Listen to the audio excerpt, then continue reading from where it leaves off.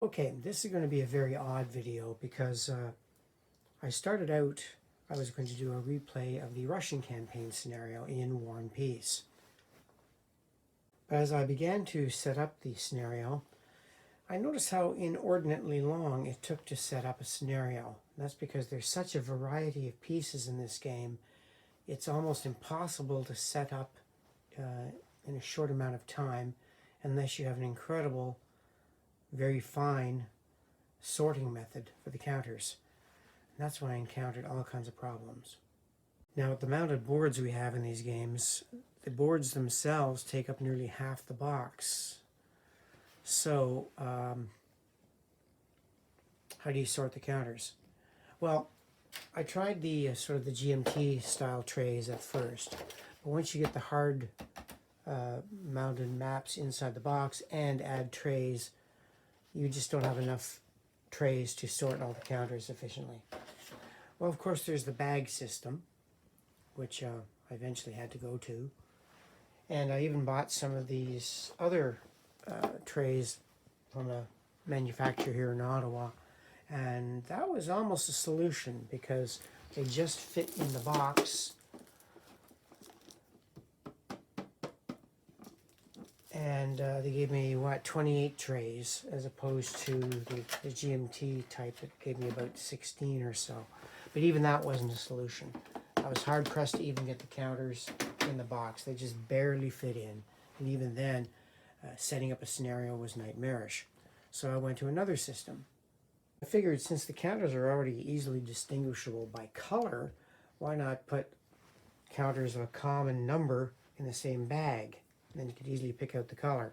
So I tried putting all the leaders in here. That was fairly efficient. I was able to pick them out fairly good. Then I put all the British and Allies 1s and 2s in one bag. Then I put 1s and 2s for Russia, France, Prussia, Austria. Again, because you could find them fairly quickly because of by color.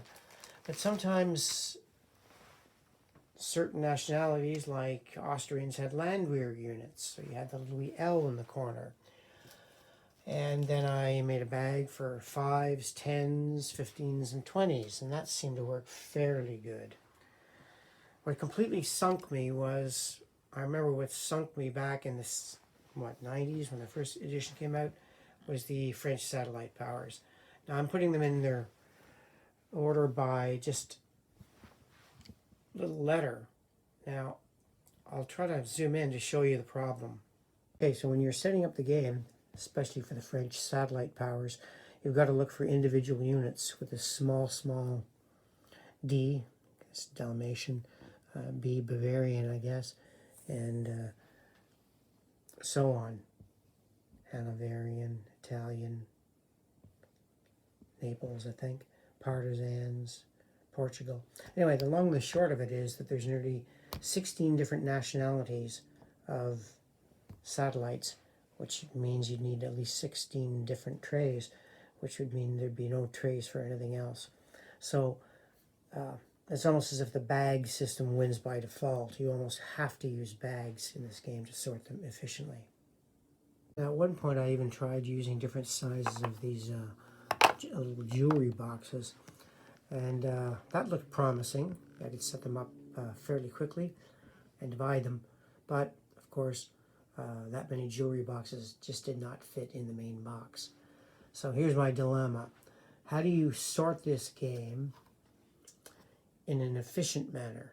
Oh, I can sort it, there's no problem. All these pieces will fit in the box, but setting up any scenario is just nightmarish.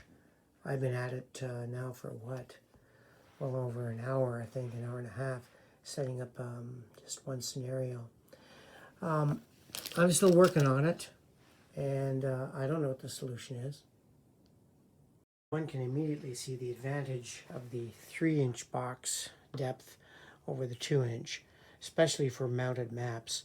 This is becoming a problem with a lot of the modern games with mounted maps, especially War and Peace here, which has 2 double-sided mounted maps, and it takes up half the space of the box. There just isn't enough room to put the counters in. So something to watch out for in designing a game in the future. I think a lot of designers are not really thinking about how people are going to put their game away when they go to play it or go to set it up. I really like this game, War and Peace. I think it's a fine game. And but to sort it, I still haven't got a sorting solution yet. I'm trying to break it down. And I thought I'd post this video. Maybe somebody's got some ideas. And I know the obvious one is probably staring me in the face. I'm going to have to go to bags. That's all there is to it. So I don't want to hear someone just say, hey dude, go to bags. I mean, I know I'm going to have to go to bags, but do you realize how many bags you're going to need to sort all these nationalities?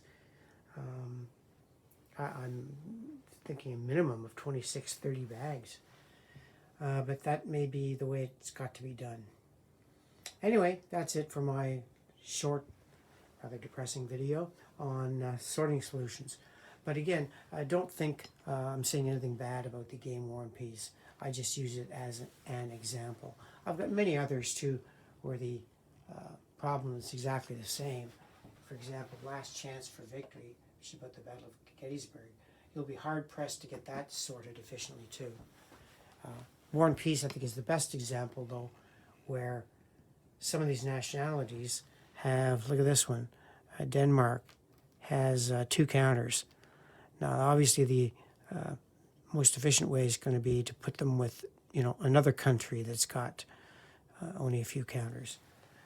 So I'm still working on it. What I do is watch a movie or something, or listen to music while I'm trying to solve this problem. Anyway, that's it for this video, and thank you for watching.